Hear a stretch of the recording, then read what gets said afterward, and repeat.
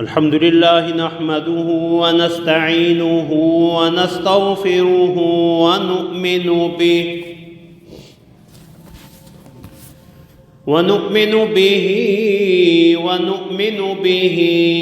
ونؤمن به ونتوكل عليه ونعوذ بالله من شرور أنفسنا ومن سيئات أعمالنا من يهده الله فلا مضل له ومن يضلل فلا هادي له ونشهد أن لا إله إلا الله وحده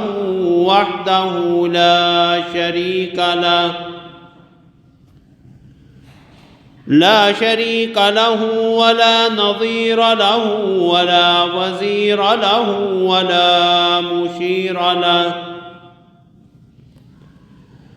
ولا مثل له ولا مثال له ولا مثيل له ولا عديل له ولا نديم له ولا ضد له ولا ند له ونشهد أن سيدنا وسندنا وحبيبنا وحبيب ربنا وطبيب قلوبنا وقرة أعيننا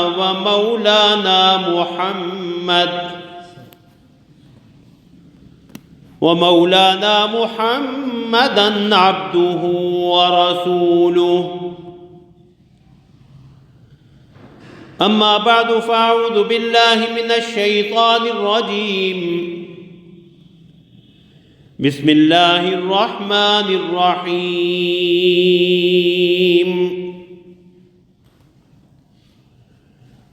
يا أيها الذين آمنوا اتقوا الله ولتنظر نفس ما قدمت لغد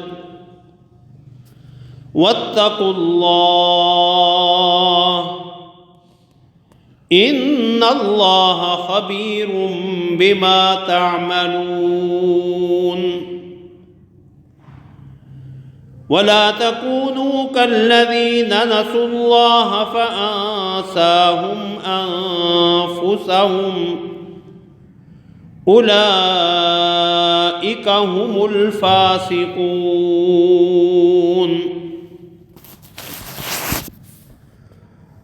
وقال النبي صلى الله عليه وسلم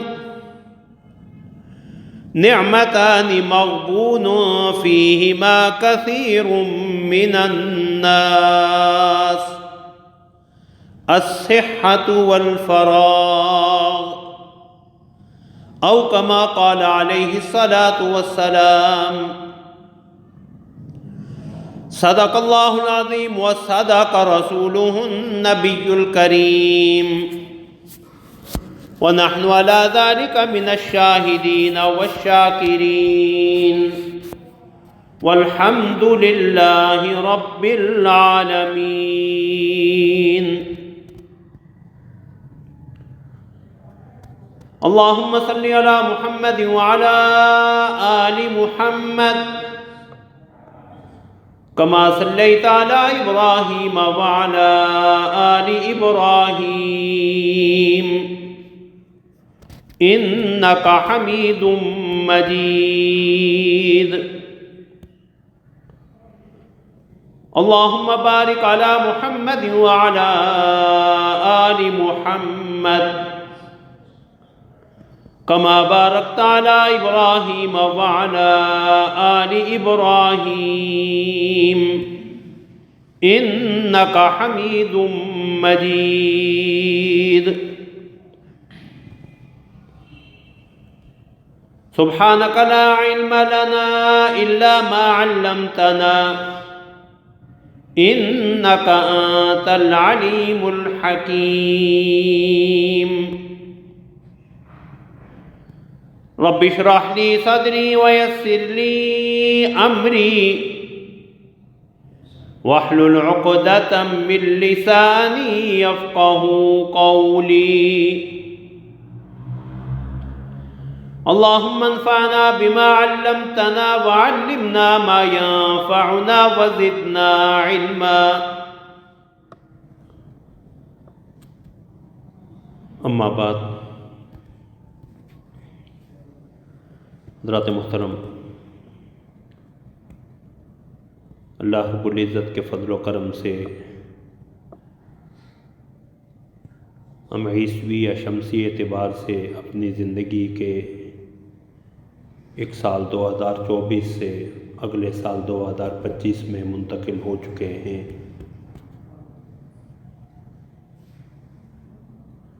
مسلمان ہر اعتبار سے اپنی الگ شناخت رکھتا ہے، اور یہ دیگر اقوام سے جدا اور علیحدہ اپنے شب و روز کو اللہ رب العزت کے حکم کے تابع اور رسول اللہ صلی اللہ علیہ وسلم کی سیرت طیبہ کے مطابق گزارنے کی کوشش کرتا۔ اسلامی تعلیمات کی روشنی میں ہر گزرتا وقت یا آنے والا ہر نیا سال جشن کا نہیں بلکہ احتساب کا، محاسبے کا تقاضا کرتا ہے۔ افراد، جماعتیں، ادارے، قومیں اپنا اپنا احتساب کریں کہ اس عرصہ میں ہم نے کیا کھویا، کیا پایا، وقت کی عظیم نعمت کا کیا استعمال کیا، کیونکہ وقت اللہ کی بے شمار نعمتوں میں سے ایک بہت اہم نعمت ہے، اور وقت کی قدر و منزلت کا اندازہ آپ اس بات سے لگائیں کہ قرآن کریم نے بہت سے مقامات پہ وقت اور اس سے متعلقہ اوقات کا، زمانوں کا، رات اور دن کا کی قسم اٹھائی ہے۔ کہیں اللہ رب العزت واللیل اذا یغشی والنہار اذا تجلی، رات جب ڈھانپ لے اور دن جب روشن ہو، کہیں اللہ فرماتے کلا والقمر واللیل اذ ادبر والصبح اذا اسفر، کہ ہرگز نہیں، چاند کی قسم، رات کی قسم جب وہ چلی جائے، اور صبح کی قسم جب وہ روشن ہو۔ کہیں اللہ رب العزت واللیل اذا عسعس والصبح اذا تنفس، رات کی قسم جب وہ چلی جائے اور صبح کی قسم جب وہ سانس لے یعنی طلوع ہو۔ کہیں اللہ رات کے ساتھ شفق کی قسم اٹھاتے ہیں فلا اقسم بالشفق واللیل وما وسق، مجھے شفق کی قسم اور رات کی قسم اور وہ جو اپنے اندر سمیٹ رہی ہے۔ کہیں اللہ فجر کی قسم اٹھاتے والفجر ولیال عشر، فجر کی اور 10 راتوں کی قسم۔ کہیں والضحی واللیل اذا سجا واللیل اذا سجا میں دن کی روشنی اور رات کے چھا جانے کی قسم اٹھاتے ہیں۔ خود اللہ رب العزت نے عصر کی، زمانے کی قسم اٹھائی اور فرمایا والعصر ان الانسان لفی خسر الا الذین آمنوا وعملوا الصالحات وتواصوا بالحق وتواصوا بالصبر۔ اور اللہ رب العزت نے ماہ و ایام یا ماہ و سال کے گزرنے کو، دن اور رات کے گزرنے کو اہل عقل کے لیے اپنی نشانیوں میں سے ایک بڑی نشانی قرار دیا ہے۔ ان فی خلق السماوات والارض واختلاف اللیل والنہار لآیات لأولی الالباب، بے شک آسمانوں و زمین کی تخلیق میں اور رات اور دن کے آنے جانے میں عقل والوں کے لیے بڑی نشانیاں ہیں۔ انسان اپنی خوش فہمی میں رہتا ہے کہ اس کی عمر بڑھ رہی ہے، اوقات بڑھ رہے ہیں، لیکن در حقیقت عمر گھٹتی ہے، کم ہوتی ہے، اور ہر لمحہ وقت کی متاع گراں مایا اس کے ہاتھوں سے نکل رہی ہے۔ ہو رہی ہے عمر مثل برف کم، ہو رہی ہے عمر مثل برف کم، چپکے لمحہ لمحہ دم بدم۔ اللہ والے ہر چیز میں اللہ کی معرفت اور اپنی آخرت کی فکر کو مد نظر رکھتے ہیں۔ حضرات علماء نے لکھا ہے کہ ایک آدمی مصر کے بازار میں منادی دے رہا تھا، بولی لگا رہا تھا، اس شخص پہ رحم کرو جس کا سرمایہ ہر لمحے گھٹ رہا ہے۔ اللہ والے نے دیکھا کہ یہ کون سا ایسا سرمایہ اس کے ہاتھ میں ہے، کون سی چیز بیچ رہا ہے جس سے ہر لمحہ اس کا سرمایہ کم ہو رہا ہے۔ تو دیکھا برف بیچنے والا تھا کہ برف ہر لمحہ پگھل کے اس کا گھٹتی چلی جاتی، لیکن اس اللہ والے نے اپنی زندگی کو مثل برف شمار کیا اور کہا میری زندگی کا ہر گزرنے والا لمحہ بھی میرے اس زندگی کے سرمایہ کو جو ہے وہ کم کر رہا ہے۔ تو اللہ رب العزت نے ہمیں جو زندگی کی نعمت دی ہے یہ بہت بڑی نعمت ہے، اور گزرنے والے یہ ماہ و سال اگرچہ شریعت کے اکثر معاملات اور احکام قمری مہینوں کے ساتھ وابستہ ہیں، جو اسلامی مہینہ محرم ہے، لیکن شریعت کے کچھ احکام شمسی نظام کے ساتھ بھی، سورج کے ساتھ نمازوں کے اوقات۔ تو اللہ رب العزت نے ہم مسلمانوں کو تو سال میں 2 دفعہ سبق حاصل کرنے، عبرت حاصل کرنے، نصیحت لینے کا موقع عطا فرمایا ہے۔ ایک دفعہ شمسی سال کے آغاز میں اور ایک دفعہ اسلامی قمری مہینے کے سال کے آغاز محرم میں۔ رسول اللہ صلی اللہ علیہ وسلم کا فرمان ہے، حضرت عبداللہ بن عباس رضی اللہ تعالیٰ عنہما فرمایا کرتے تھے کہ رسول اللہ صلی اللہ علیہ وسلم نے فرمایا نعمتان مغبون فیہما کثیر من الناس، 2 نعمتیں ایسی ہیں جن میں اکثر لوگ دھوکے میں پڑے ہوئے ہیں۔ الصحۃ والفراغ، انسان کی صحت اور اس کی فرصت کے اوقات، کہ جب انسان صحت میں ہوتا ہے تو پھر اسے اس صحت کی قدر نہیں ہوتی اور فرصت کے اوقات کو ضائع کرتا رہتا ہے، وقت کی قدر نہیں کرتا۔ جب مصروفیات بڑھ جاتی ہیں اور صحت کمزور ہو جاتی ہے تو پھر چاہنے کے باوجود، خواہشات کے باوجود طاعات و عبادات کو کرنے سے قاصر رہتا ہے۔ تو شریعت کی ان تمام اہم تر تعلیمات کو مد نظر رکھتے ہوئے مسلمانوں کو یہ زیبا نہیں دیتا کہ وہ اس نئے سال کے آنے کو اور گزشتہ سال کے گزرنے پہ جو ہے وہ جشن منائیں، بلکہ انہیں تو چاہیے کہ عبرت حاصل کریں کہ زندگی جو ایک بیش قیمت نعمت ہے، عقل مند آدمی نعمت کے زائل ہونے پہ جشن نہیں منایا کرتا، کیونکہ ہر لمحہ گزرنے والا لمحہ ہماری زندگی میں ایک گھڑی کو کم کر رہا ہے۔ غافل تجھے گھڑیال یہ دیتا ہے منادی، گردوں نے گھڑی عمر کی ایک اور گھٹا دی۔ سیدنا عبداللہ بن مسعود رضی اللہ تعالیٰ عنہ فرمایا کرتے تھے کہ میں اتنا نادم اور شرمندہ کسی اور چیز پہ نہیں ہوا جتنا اس دن کے گزرنے پہ اور سورج غروب ہونے پہ نادم اور شرمندہ ہوتا ہوں جس میں میں کوئی نیک عمل نہ کر سکا ہوں۔ سیدنا حسن بصری رحمۃ اللہ علیہ فرمایا کرتے تھے اے ابن آدم، اے انسان، تو ایام ہی کا مجموعہ ہے، تیری زندگی ان دنوں کے مجموعہ کا نام ہے، ایک دن گزر گیا تو سمجھ تیرا ایک حصہ بھی جو ہے وہ گزر گیا۔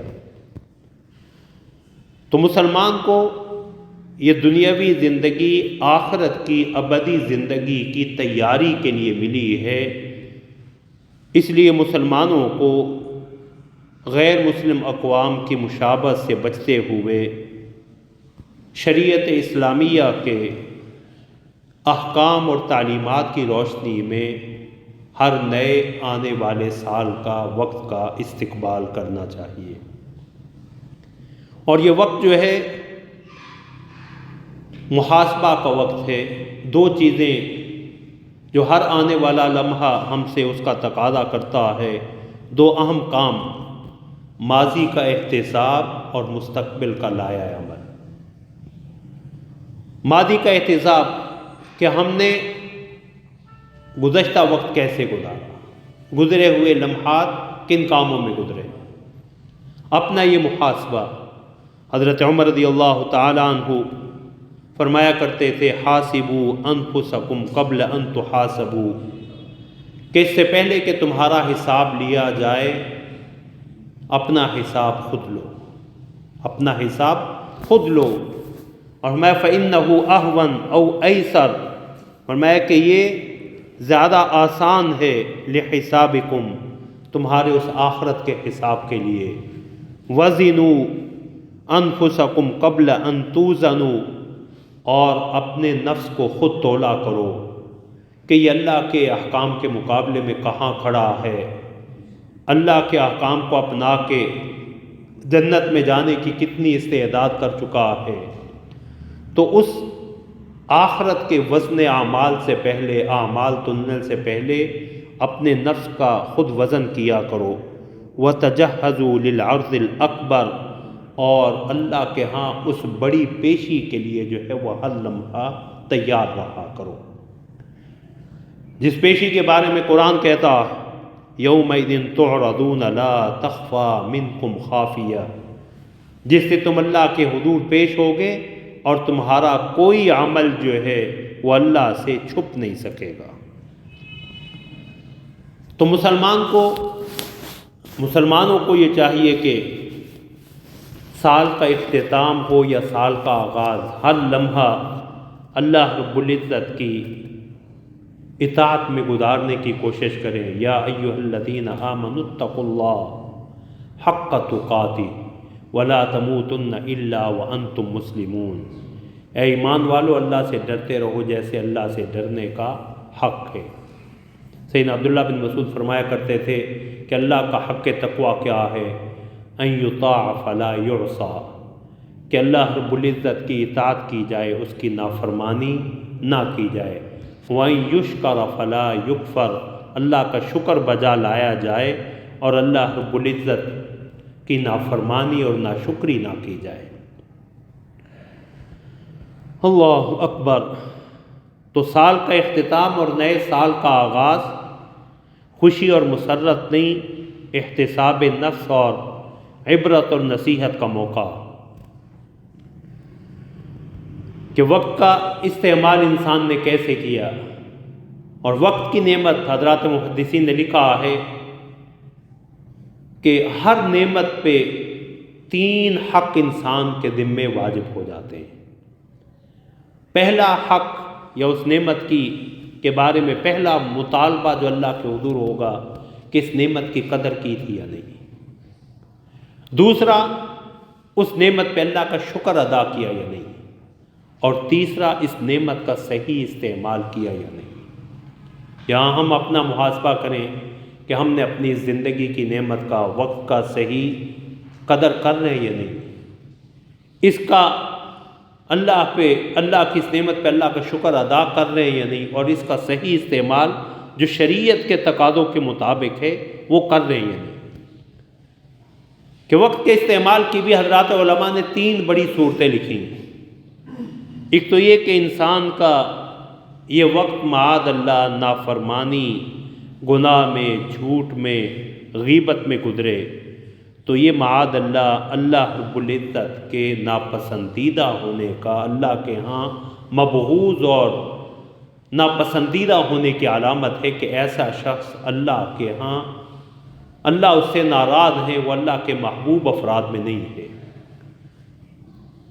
وقت کا دوسرا استعمال کہ انسان اطاعت اور عبادت میں گزارے، ہر آنے والا لمحہ اس کا اللہ کی اطاعت اور عبادت میں گزرے، یہ جو ہے وہ اللہ رب العزت کے ہاں محبوب ہونے کا اور اس وقت کی صحیح قدر کرنے کا کہ اس وقت کو کسی نہ کسی بامقصد کام میں لگائے، کہ کوئی ایسا کام جس سے انسان اپنی آخرت بنا لے، خلق خدا کو فائدہ پہنچا دے۔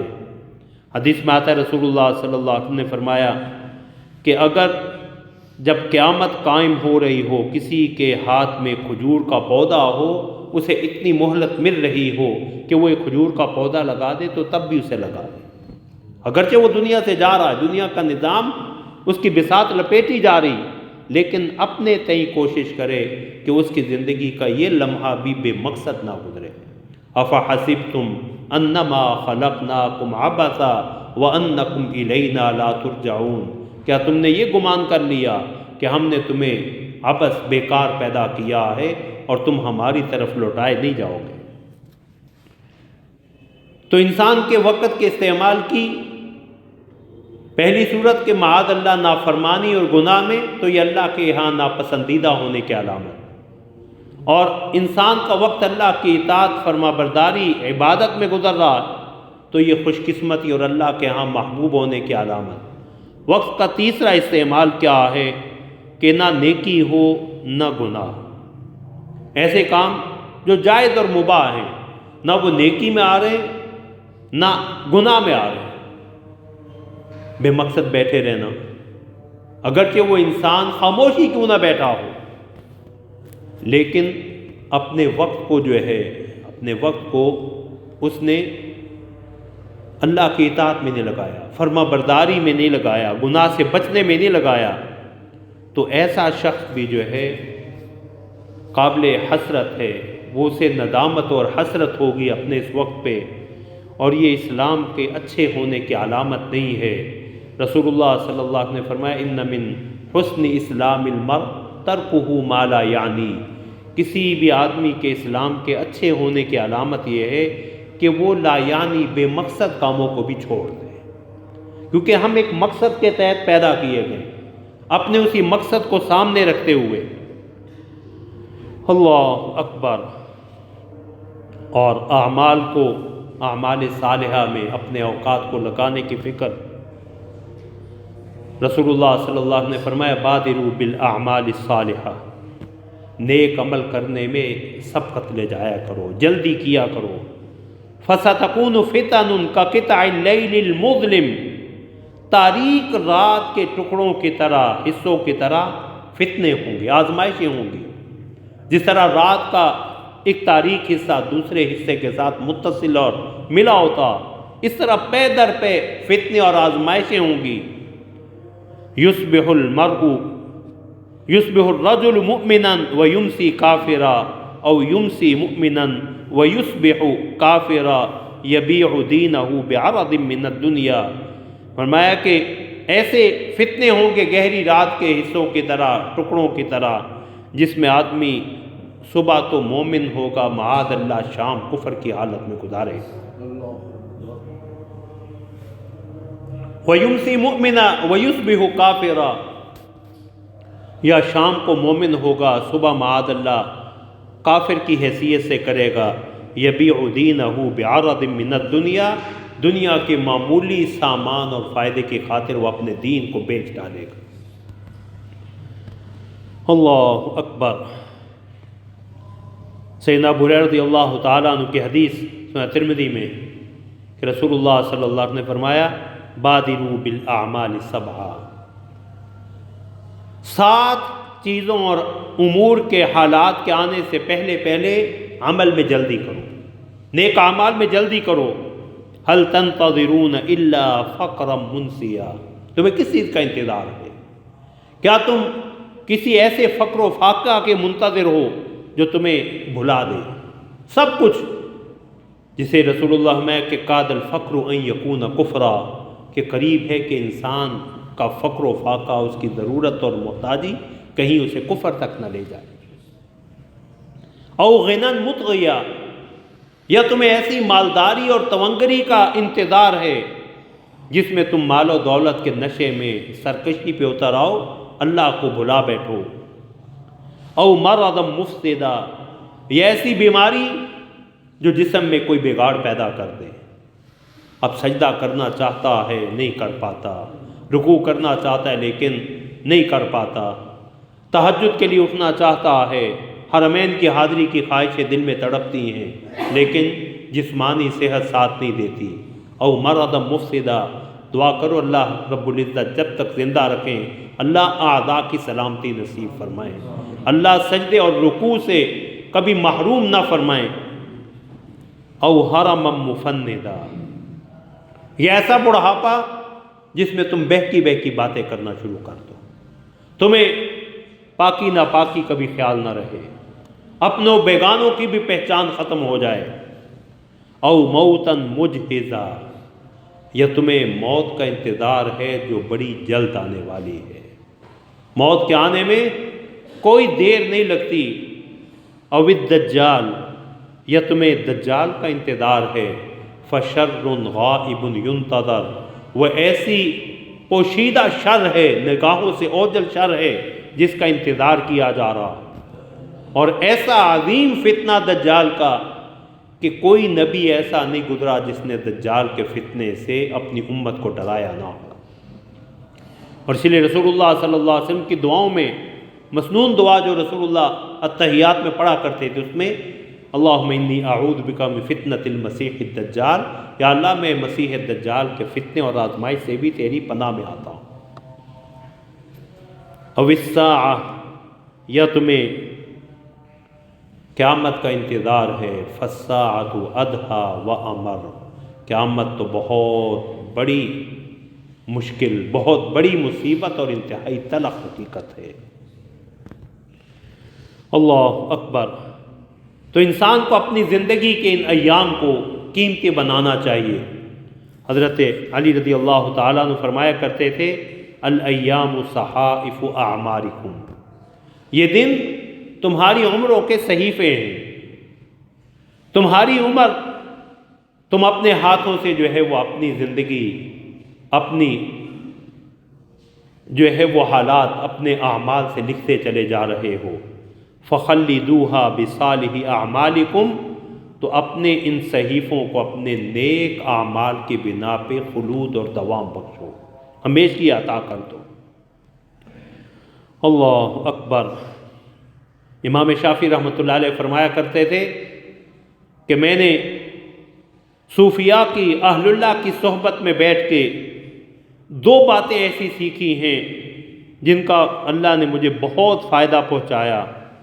ایک تو یہ کہ الوقت سیف قاطع ان لم تقطعہ قطعک، وقت ایک تیز دھاری تلوار ہے، تیز دھار والی تلوار ہے، اگر تو اسے قابو میں نہیں کرے گا تو یہ تلوار تجھے کاٹ کے رکھ دے گی. اور دوسرا فرمایا کہ اپنے آپ کو حق کے ساتھ مشغول کر لو، اللہ کی اطاعت میں مشغول کر لو، عبادت میں مشغول کر لو، ورنہ باطل تمہیں جو ہے وہ اپنے ساتھ مشغول اور مصروف کر لے گا. ہم اپنی زندگی کا جائزہ لیں. جب سے ہم نے تلاوت قرآن کو چھوڑا، جب سے ہم نے ذکر اللہ، اذکار اور اوراد کو چھوڑا، ہمارے شب و روز معاذ اللہ دن میں ہم اندازہ کریں کہ ہمارے اوقات کا کتنا حصہ تلاوت اور عبادت میں گزرتا ہے اور کتنا بڑا نقصان ہم اس موبائل کے، سوشل میڈیا کے استعمال میں اپنا کر رہے ہیں.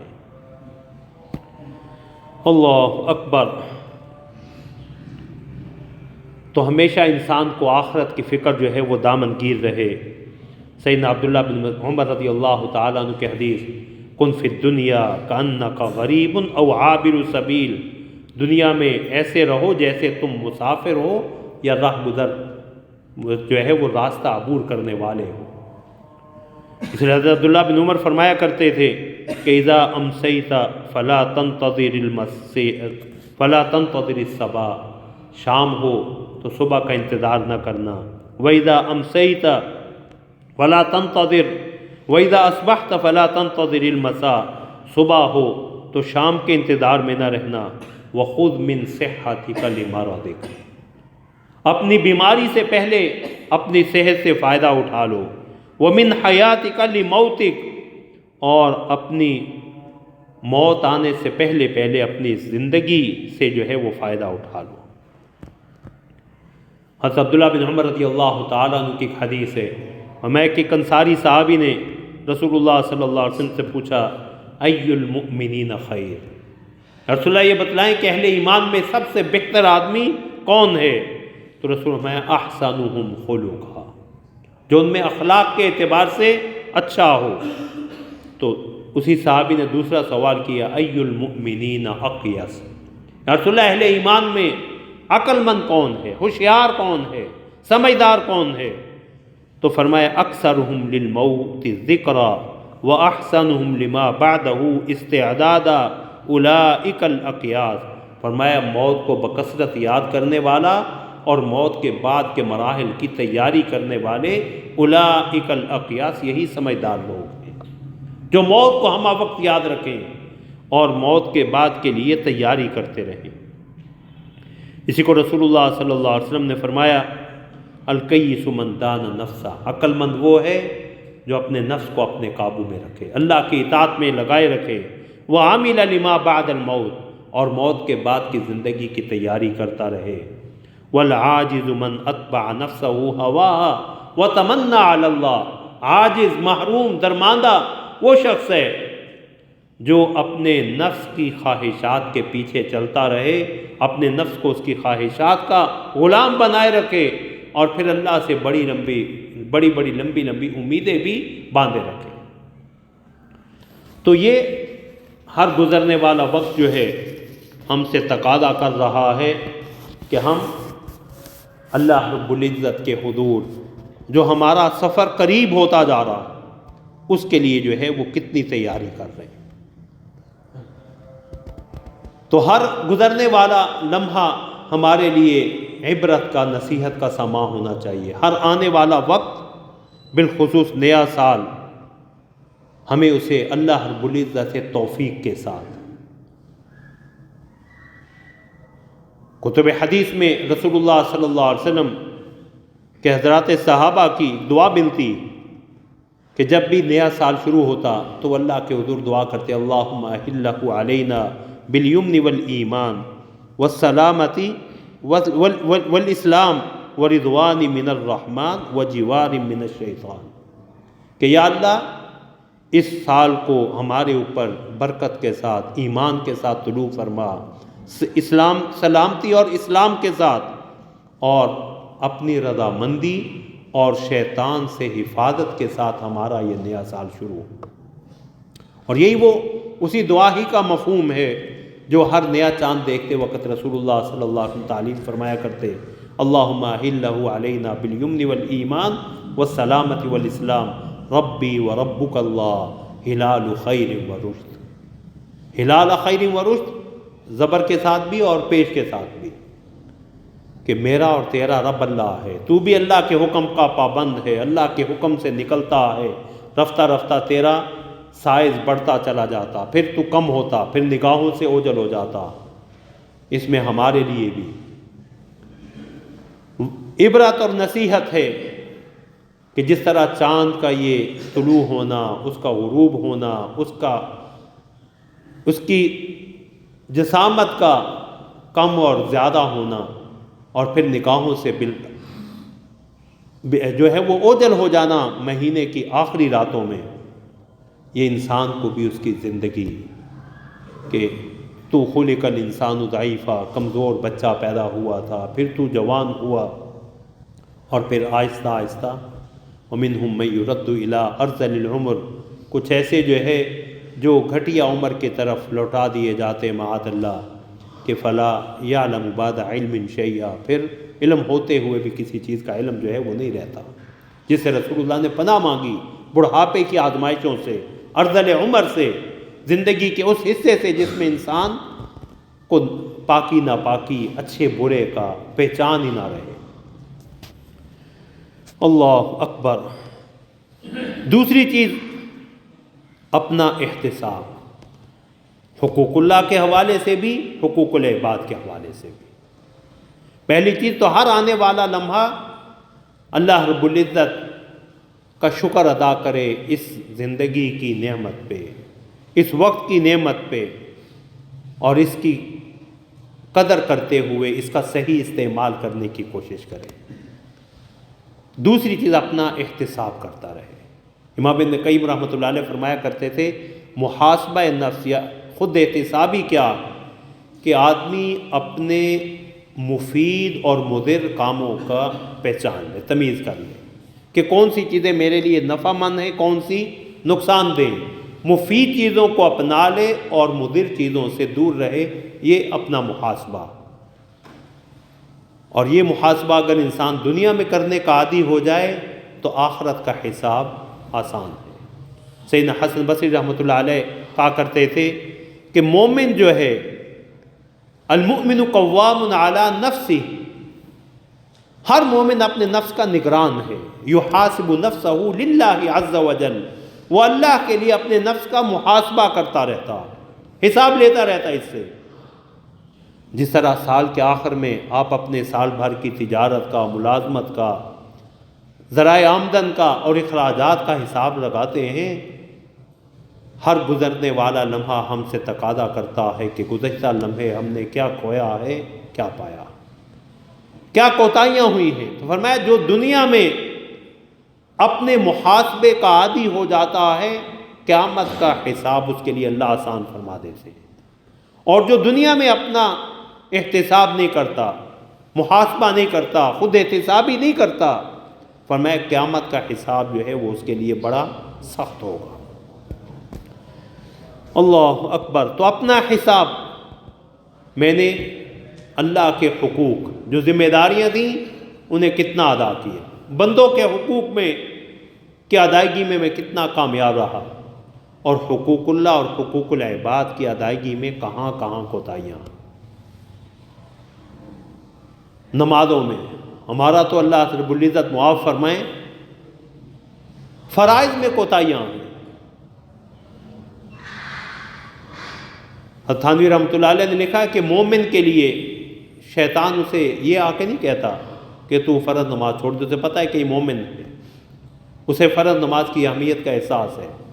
لیکن ہم اپنا محاسبہ کریں کہ ہمارے لیے تو شیطان کے لیے ہم نے یہ کام بھی آسان کر دیا، ہم تو شیطان کے اس جھانسے میں بھی آ جاتے ہیں کہ فرض نمازوں میں بھی کوتاہی۔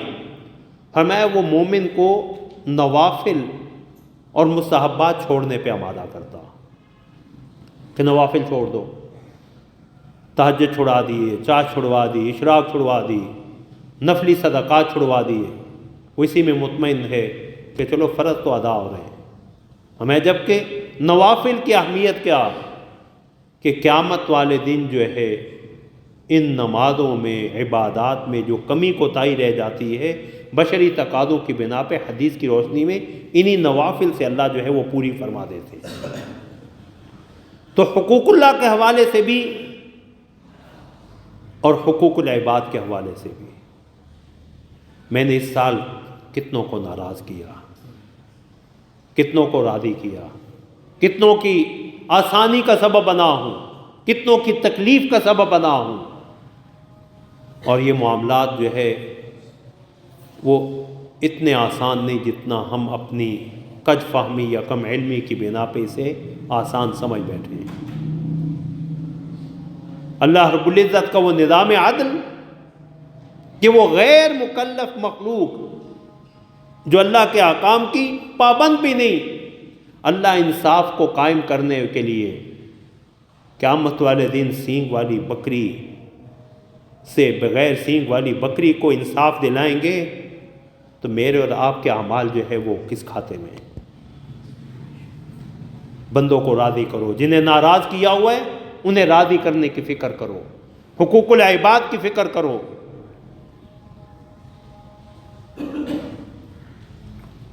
احادیث مبارکہ کی روشنی میں یہ بات بڑی واضح ہے کہ حقوق العباد میں کوتاہی کرنے والا، حقوق العباد کو میں کوتاہی کرنے والا حقوق اللہ مکمل ادا کرنے کے باوجود بھی کامیاب نہیں ہوگا، یہ حقوق اللہ جو ہے وہ ضائع ہو جائیں گے۔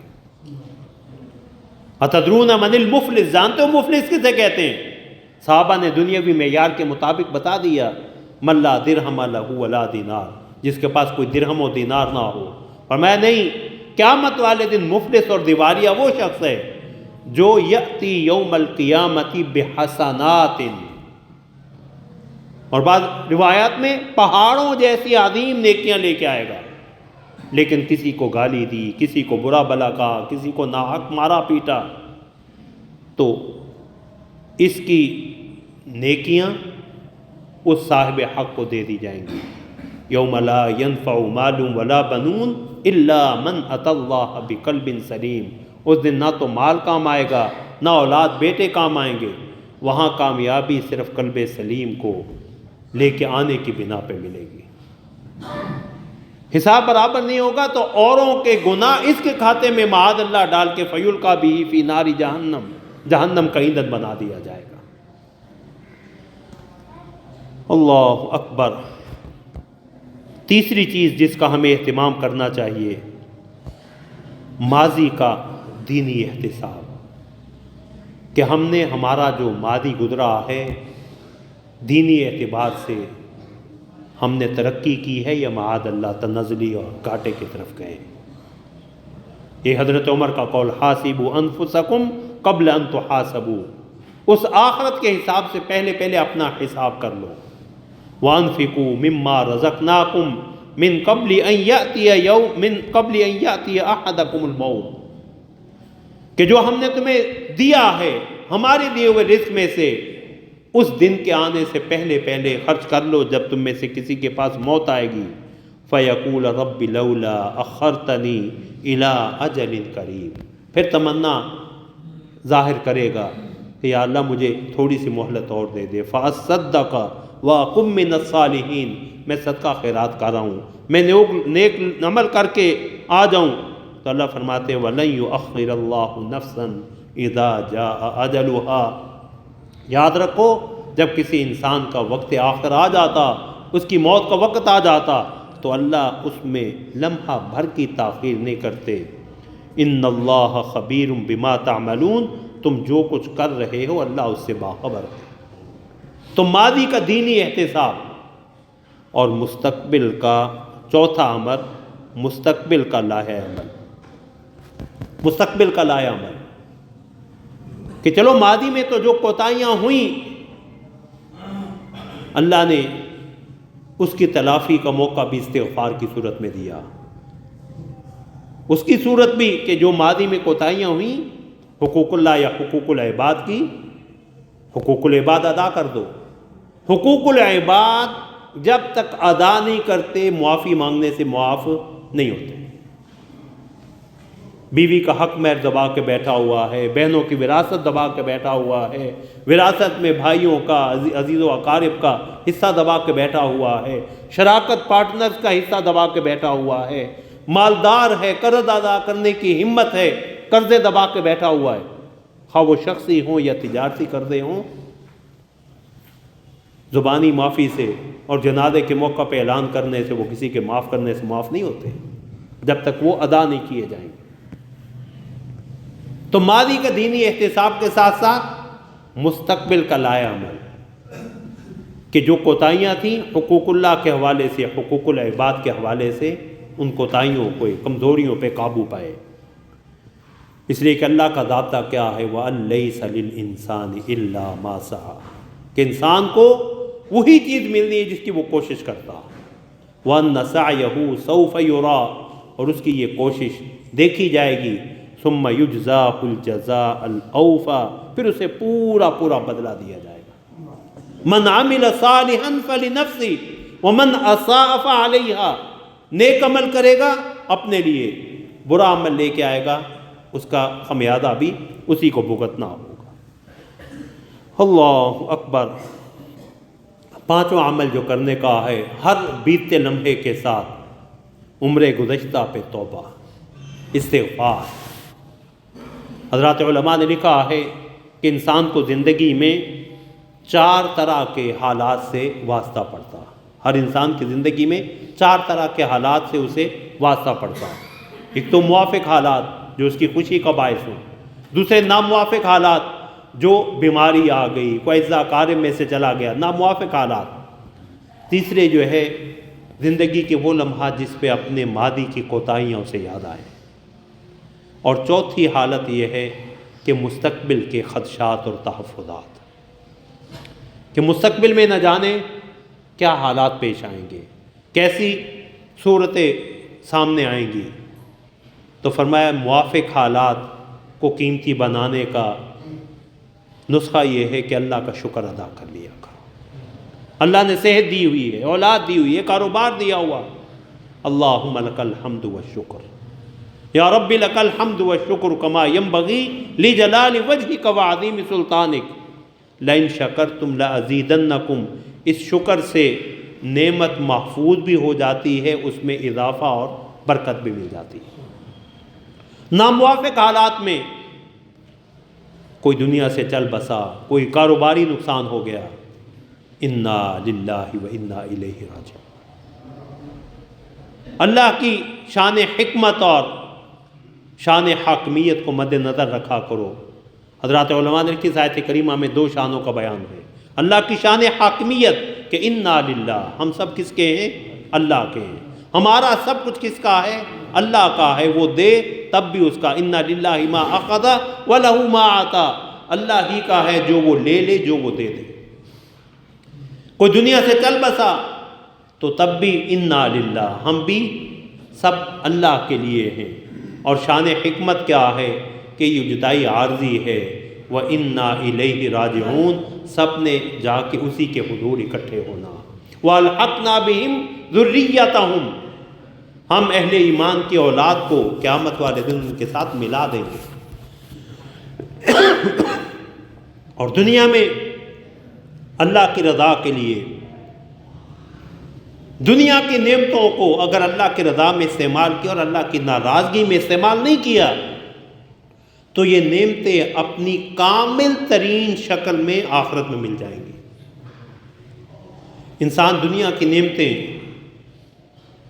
وہ سعدی رحمۃ اللہ علیہ نے لکھا، غزالی نے بھی، کہ دنیا کی نعمتوں میں دو بڑے خامیاں، ایک تو یہ کہ بالعموم محنت کے بغیر ملتی نہیں۔ روٹی سامنے بھی پڑی ہو تو کھانے کے لیے ہاتھ تو پھر بھی ہلانا پڑے گا، دانت تو ہلانا پڑیں گے۔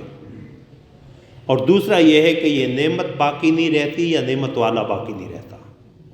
محل ہے، کھانے پڑے ہوئے ہیں، لیکن استعمال کرنے والا چل بسا۔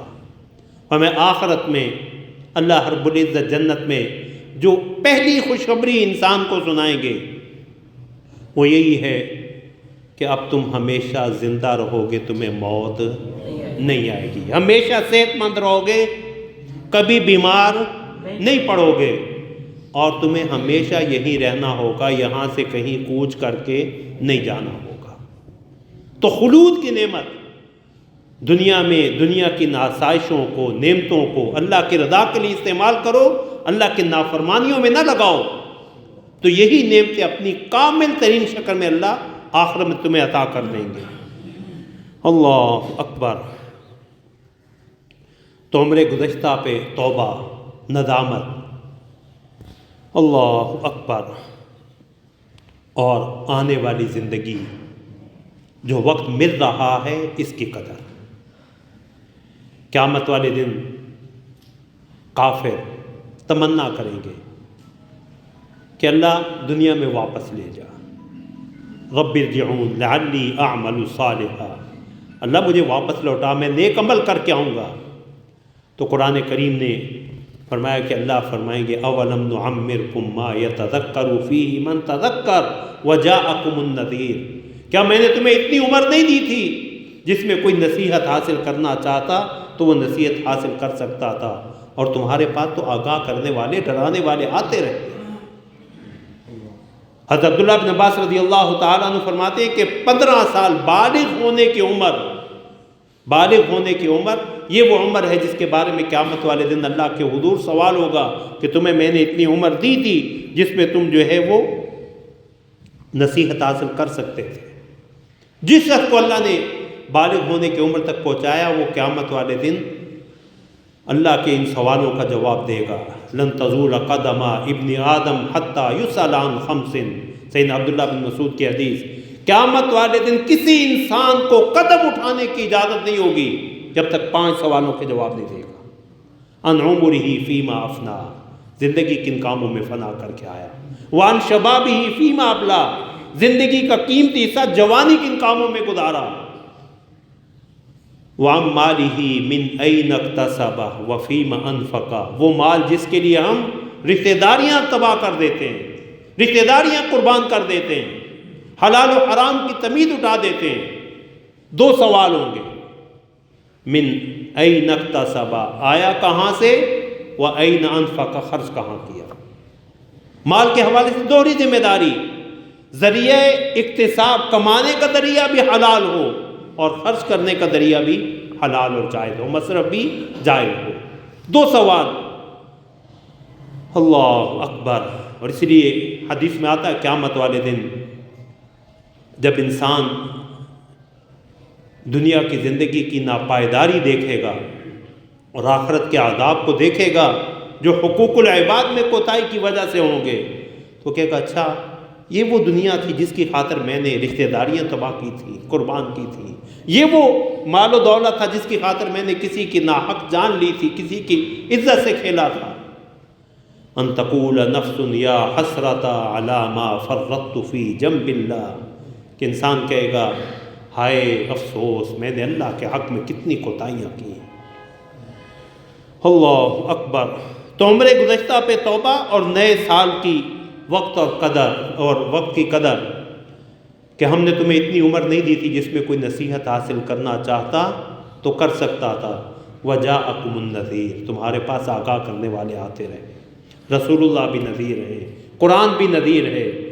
لیکن امام آلوسی رحمۃ اللہ علیہ نے نذیر کے معنی میں لکھا، وہ انسان تیرے بالوں میں، داڑھی میں، سر میں سفید بالوں کا آ جانا یہ بھی نذیر ہے، پوتے کا نواسوں کا ہو جانا یہ بھی نذیر ہے کہ میاں تیرے جانشین آ چکے تو اب اگلے سفر کی فکر کر۔ اعزا اقارب میں سے کسی کا اچانک چل بسنا یہ بھی نذیر ہے۔ سیدنا ابو الدرداء حضرت علی سے بھی مروی، جنازہ گزر رہا تھا، کسی نے پوچھا کس کا جنازہ، فرمایا اپنا سمجھ لو یا میرا سمجھ لو۔ آج کسی کا جنازہ اٹھاتے ہوئے ہمیں وہ کیفیت کا استعداد نہیں ہوتا جب ہم نے کسی کے کندھوں پہ اس سفر پہ جانا۔ اللہ اکبر۔ تو اس زندگی کے وقت کی قدر کرو، اور اس وقت کی اگر قدر کر لی، کلوا واشربوا ہنیئا بما اسلفتم فی الایام الخالیہ، اللہ فرمائیں گے اب دنیا کی فرصت کے اوقات کو چونکہ تم میرے ذکر سے آباد کر کے آئے تھے، اب یہاں کھاؤ پیو موج کرو، یہاں اب کسی قسم کی تمہیں فکر نہیں ہے۔ اللہ اکبر۔ حافظ ابن حجر رحمۃ اللہ علیہ جو اہل اللہ تھے وہ وقت کی کتنی قدر کیا کرتے تھے۔ فرمایا میں قلم تراشتے وقت بھی لکھتے ہوئے، حدیث لکھتے ہوئے، قلم تراشتے ہوئے بھی سبحان اللہ والحمد للہ ولا الہ الا اللہ واللہ اکبر پڑھتا رہتا ہوں کہ یہ وقت بھی اللہ کی یاد سے غفلت میں نہ گزرے۔ ہمارے اکابر میں مفتی شفیع صاحب رحمۃ اللہ علیہ فرمایا کرتے تھے مجھے بیت الخلاء میں گزرا ہوا وقت میری طبیعت پہ بڑا بوجھل ثابت ہوتا کہ یہ وہ وقت ہے جس میں میں اللہ کا ذکر نہیں کر سکتا۔ فرمایا اور نہیں تو میں اس میں لوٹے کو دھو لیتا ہوں کہ اس پہ مجھے میرا اضافی وقت نہ لگے، باتھ روم کو صاف کر لیتا ہوں تاکہ بیٹھے بیٹھے جو کام میں کر سکتا ہوں، تاکہ میرا یہ وقت جو ہے جو غفلت کا وقت ہے جس میں ذکر اللہ نہیں کر رہا، ذکر قلبی تو انسان ہر حالت میں کر سکتا، ذکر لسانی نہیں کر پاتا، یہ بھی کہیں میرے لیے جو ہے وہ حسرت اور ندامت کا باعث نہ بنے۔ اللہ اکبر۔ اور ہمارے حضرات محدثین میں ایسے بھی کہ حدیث کا ایسا انہماک کہ، اور وہ بہنیں بھی اللہ ایسی دیندار بہنیں ہم سب کو نصیب فرمائیں۔ بھائی وقت کا محدث ہے، حدیث لکھنے میں مشغول ہے، بہن جو ہے وہ کتنے سال ہو گئے اپنے ہاتھوں سے لقمہ منہ میں نہیں ڈالا، بہن منہ میں لقمہ ڈال دیتی ہے کہ اس وقت میں بھائی جو ہے وہ حدیث لکھتا رہے، اس کا یہ وقت بھی جو ہے وہ ضائع نہ جائے۔ ہم اپنی زندگی کا محاسبہ کریں کہ ہم اپنے اوقات کو موبائل پہ، سوشل میڈیا پہ کس قدر جو ہے وہ ضائع کر رہے ہیں۔ 7ویں چیز جس کا اہتمام کرنا ضروری ہے اس نئے سال میں اور آنے والے وقت میں، تزکیہ نفس، اللہ اکبر۔ تزکیہ نفس کیا؟ گناہوں کو دور کرنا اور نیکیوں کو ترویج دینا، گناہوں کا ترک منکرات اور فعل خیرات۔ اللہم انی اسألک فعل الخیرات و ترک المنکرات۔ رسول اللہ نے کہا یا اللہ میں تجھ سے نیک عمل کرنے کی توفیق اور برائیاں چھوڑنے کی توفیق مانگتا ہوں۔ تو حضرات علماء نے لکھا انسان کو جو حالات پیش آتے ہیں ان میں موافق حالات ہوں تو اللہ کا شکر کرے، ناموافق ہوں تو اللہ رب العزت کے حضور استرجاع انا للہ و انا الیہ راجعون پڑھے۔ ماضی کی ندامتیں کوتاہیاں یاد آئیں تو استغفار، اور مستقبل کے خدشات اور تحفظات ہوں، میرا کیا بنے گا، میرے بعد بچوں کا کیا بنے گا، خاتمہ کیسا ہوگا، تو فرمایا اللہ کے حضور دعا کر لیا کرے اللہم انی اعوذ بک من الفتن من جمیع الفتن ما ظہر منہا وما بطن۔ اللہ ہر قسم کے ظاہری باطنی فتنوں سے میں تیری پناہ میں آتا ہوں۔ اپنا مستقبل جو ہے وہ اللہ کے ہاتھ میں دے دو، اور تزکیہ نفس، اپنے آپ کو گناہوں سے بچاتے ہوئے نیکی پہ کاربند رہنے کی کوشش کرو۔ تزکیہ جو ہے وہ جنت میں داخل ہونے کی بنیادی شرط ہے۔ جنات عدن تجری من تحتی الانہار خالدین فیہا وذالک جزاء من تزکی۔ یہ ہمیشہ کی جنتیں جس میں وہ داخل ہوں گے، نیچے سے نہریں بہہ رہی ہوں گی، ہمیشہ ہمیشہ وہاں رہیں گے۔ ذالک جزاء من تزکی، یہ اس کا بدلہ ہے جس نے اپنا تزکیہ کر لیا۔ قد افلح من زکاہا وقد خاب من دساہا، جس نے اپنے اس نفس کو پاک رکھا وہ تو کامیاب ہو گیا، اور جس نے اسے خواہشات میں رگیدتا رہا، رونتا رہا، وہ ناکام و نامراد ہوا۔ اللہ اکبر۔ تو اللہ نے اس وقت جو نعمت دی ہے، صحت کی نعمت ہے، وقت کی نعمت ہے، اس کی قدر کریں، اور آنے والی وقت کے حوالے سے، نعمت کے حوالے سے اللہ سے توفیق مانگتے رہیں۔ امام ابن قیم رحمۃ اللہ علیہ فرمایا کرتے تھے کہ نعمت کی 3 قسمیں، ایک نعمت جو انسان کو اس وقت حاصل ہے، انسان کو اس کا پتہ، دوسری نعمت جس کا اسے انتظار ہے، اور اسے انتظار ہے کہ یہ نعمت مجھے مل جائے، اور تیسری وہ نعمت ہے جس کا اسے پتہ ہی نہیں ہے۔ ہماری زندگی میں بھی اکثر وہ نعمتیں ہیں جس کا ہمیں ادراک ہی نہیں ہے۔ رسول اللہ صلی اللہ علیہ وسلم نے فرمایا من اصبح منکم آمنا فی سربہ عندہ قوت یومہ معافا فی جسدہ، حدیث کے الفاظ اگر آگے پیچھے ہو جائے، فرمایا من اصبح منکم آمنا فی سربہ، جو اپنے گھر میں صبح امن و امان کے ساتھ اٹھے، معافا فی جسمی فی جسد ہی، اللہ نے اس کو جسم کی عافیت عطا فرمائی، وہ اپنے قدموں پہ اٹھا ہے، واش روم گیا، مسجد میں آیا، عندہ قوت یومی، ایک دن کی روزی کھانا اس کے پاس موجود ہے، فَكَأَنَّمَا حِيزَتْ لَهُ الدُّنْيَا بِحَذَافِيرِهَا، گویا اللہ نے ساری دنیا اسے اکٹھی کر کے اس پہ نچھاور کر دی۔ تو اللہ کی ان غیر محسوس نعمتوں کا، لاشعوری نعمتوں کا، جس کا ہمیں ادراک ہی نہیں، ان کا جتنا شکر ادا کرو گے اللہ رب العزت اتنا ہی نعمتوں میں اضافہ کریں گے۔ تو ہر بیتنے والا لمحہ اور ہر آنے والا وقت یہ انسان کے لیے جشن اور مسرت کا نہیں بلکہ عبرت اور نصیحت کا سامان ہے۔ اللہ رب العزت ہمیں عمل کی توفیق عطا فرمائے۔ وآخر دعوانا الحمدللہ رب العالمین۔